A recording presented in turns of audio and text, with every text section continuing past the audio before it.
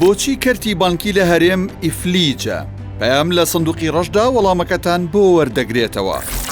نەبوونی سیستمی بانکی لە هەرێم کەلێنێکی گەورەی دروست کردووە.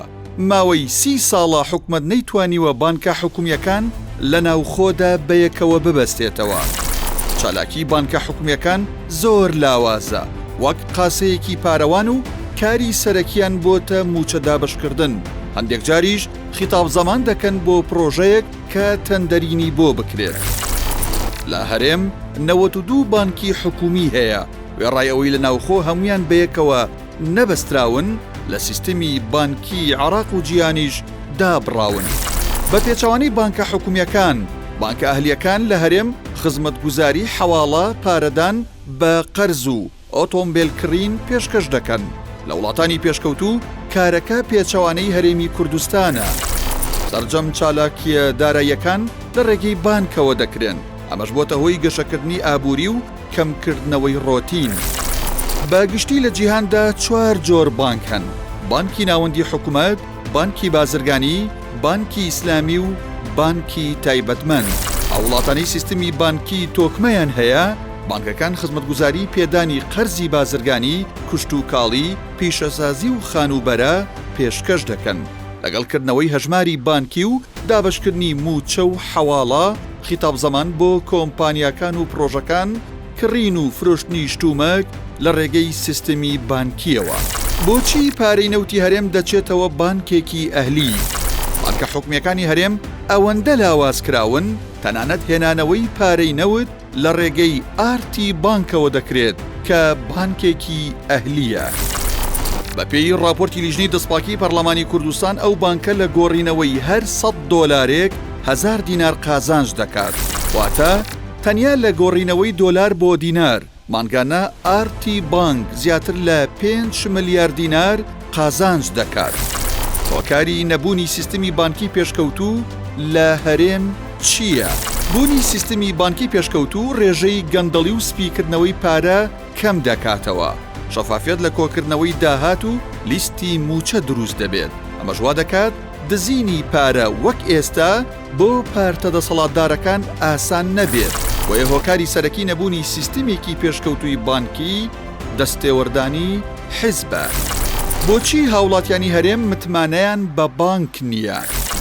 لە دوایی ساڵی 2015ەوە حکومەت بە پاساوی قەیرانی دارایی دەستی بۆ پارەی هاوڵاتیان و بەڵێندەران و پارەی بانکە بازرگانیەکان برد. کارگەیشتەوەی حکومەت پارەی سندوقی شێرپەنجە و پارەی سندوقی ژینگە و چەندین بواری دیکە ببات. ئەمەش وای کرد متمانە بە بانک کەم بێتەوە، هاوڵاتیان ئەگەر پارەیەکیشان هەبێت لە ماڵەوە دای بنێن. هۆکارێکی دیکەش ئەوەیە بەشێک لە بانکەکان بە سیستمی سووی بانکی کار دەکەن کە لە ئاینی ئیسلامدا ڕێگە پێدراو نییە. هەرچەندە ئێستا بانکە ئیسلامیەکان هەن و لە گەشەکردندان دەشکرێت حکومەت بۆ دروستکردنەوەی متمانە بە بانک گرنگی زیاتریان پێ بدات. بۆچی هەژماری بانکی بۆ سەرجەم موچەخۆران نەکرایەوە؟ بەپێی مادەی 13 لە یاسای ژمارە 2 ساڵی 2020 یاسای چاکسازی لە موچە و دەرماڵە دەبێت هەژماری بانکی بۆ موچەخۆران بکرێتەوە.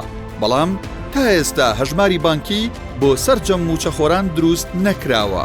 هەژمارەیان 1,270,000. بەپێی زانیاریەکان لەو ڕێژەیە نزیکەی 500,000 هەژماری بانکی کراوەتەوە. ئەمەش لە کاتێکدایە شێوازی دابشکردنی موچە لە هەرێم زۆر کلاسیکیە و وەتەمایی زەحمەت بۆ موچەخۆران. لەم ساڵیشدا بەو هۆیەوە 3 خانەنشین لەسەرەی موچەدا گیانیان لەدەستدا. کاتێکیش حکومەت دەتوانێت موچە بە ئەلکترۆنی بکات کە هەژماری بانکی و کارتی زیرەک و جیهازی ڕاکێشانی پارە دابنێت. بۆچی حکومەتی هەرێم دەیەوێت بانکی نیشتیمان دروست بکات؟ ماوەیەکە حکومەتی هەرێم لەگەڵ عێراق بۆ دروستکردنی بانکی نیشتیمان لە گفتوگۆدایە. ئێستاش دۆسیەکە لە ئەنجومەنی وەزیرانی عێراقە. بەپێی داواکاری عێراق دەبێت حکومەتی هەرێم 250 ملیار دینار وەک سەرمایە لە بانکی ناوەندی بخەوێنێت. بە گوێرەی زانیارە بەدەزاتوەکان هەرێم 25 ملیار دیناری بەکاش داوەتە بانکی ناوەندی، بۆ 225 ملیارەکەی دیکەش موڵکی گرانبەها وەک بارمتە و ڕەهن دادەنێت. لە حاڵەتی بڕیاردانی ئەنجومەنی وەزیرانی عێراق بۆ کردنەوەی بانکی نیشتیمان لە هەرێم، هاوڵاتیان دەتوانن لە پێشینەکانی بانکی ناوەندی عێراق سوودمەند بن و بانکەکانی هەرێمیش بە عێراق و دەرەوە دەبەسترێنەوە.